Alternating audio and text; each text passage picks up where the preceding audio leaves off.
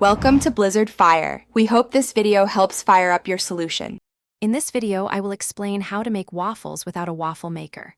First, gather your favorite waffle batter ingredients, including flour, eggs, milk, and a leavening agent like baking powder. You will also need a non-stick pan or a baking sheet, along with some cooking oil or butter. We will cover two main approaches, using a stovetop pan or griddle and baking them in the oven. These methods are surprisingly effective and yield delightful, golden brown waffles every time. For the stovetop method, begin by heating a non-stick pan or griddle over medium-low heat. Add about 1 teaspoon of cooking oil or a pat of butter to prevent sticking.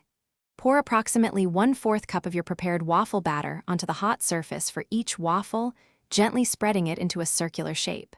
Cook each side for about 2 to 3 minutes, or until they are beautifully golden brown and firm to the touch. This technique gives you a lovely, slightly crispy exterior.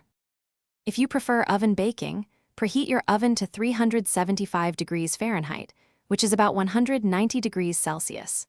Lightly grease a baking sheet or line it with parchment paper or a silicone mat to prevent sticking. Carefully pour your waffle batter onto the prepared sheet, forming individual waffle shapes.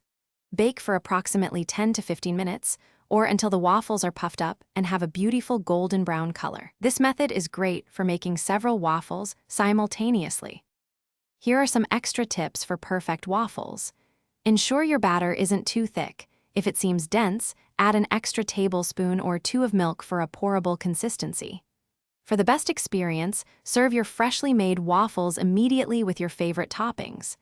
Consider fresh berries, maple syrup, a dollop of whipped cream, or a sprinkle of powdered sugar. Don't hesitate to experiment with flavorings like a dash of vanilla extract or a pinch of cinnamon in your batter for an extra special treat.